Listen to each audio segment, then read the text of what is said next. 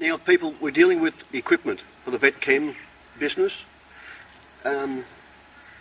Livestock vax guns, which these are, and plus a spray bottle for just spraying weeds or have you, or even spraying livestock, a 17 litre spray bottle.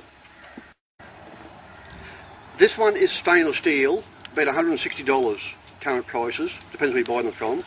It's got replaceable buckets. For the outlay of money, they're excellent value because you can lubricate the buckets and keep them in the fridge when you finish using them. Wash them, of course, your own vet fridge preferably, in a plastic bag or container. They last indefinitely.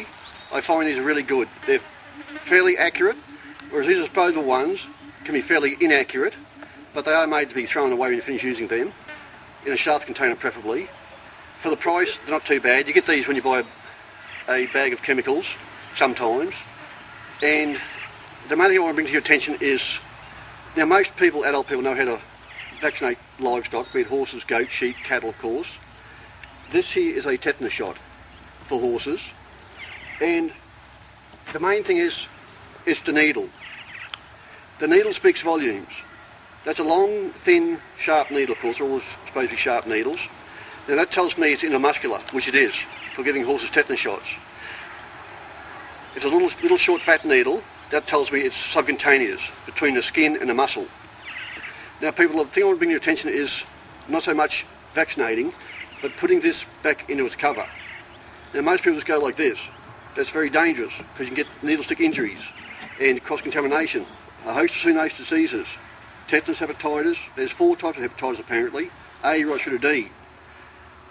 Now the way I do this is to go like this. Steady your hand up like that and place it back in like that. Some people just fiddle around, they get hot and tied and they stab themselves, needle stick injuries, very dangerous.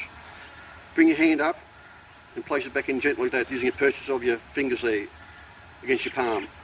That helps big time to police any needle stick injuries. So sweep it up like that. When you're hot and tired and sweaty, you can make mistakes. Put it back in like that, then dispose of it properly. Now people, I just want to discuss the actual use of these needles.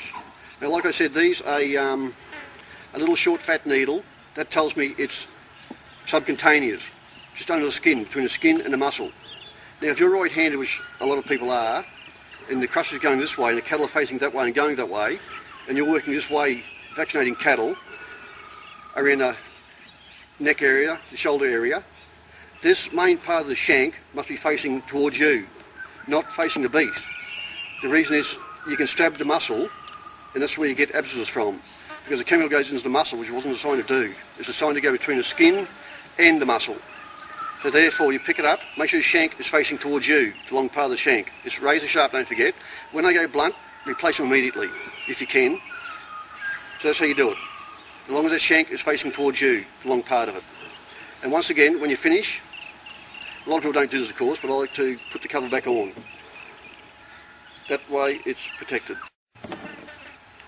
People, these are drenching applicators, drenching guns, they've got a few names. Sheep, goats, they use multi-purpose. Horses, cattle of course. They're totally adjustable. You can tell by here, they're calibrated to be adjustable for the different doses of chemical you're applying to your livestock. But once again, I believe you should be using rubber gloves with these, because some of these internal wormers you're using, or internal wormers, once again they're volatile. They can be dangerous. It's written all over the bottle, the labels. That's why we use PPE gloves. Now people, this is obviously a measuring jug. You can buy these cheap enough, about $5 overflow. A lot of places carry these, but these are very important. It's no good underdosing that weed you're targeting. If you underdose it with glyphosate, which is Roundup, or just a herbicide, it's a non-selective herbicide glyphosate. It flattens anything on the ground. It's taken in by the leaf, not the roots. And it's very important you don't underdose it.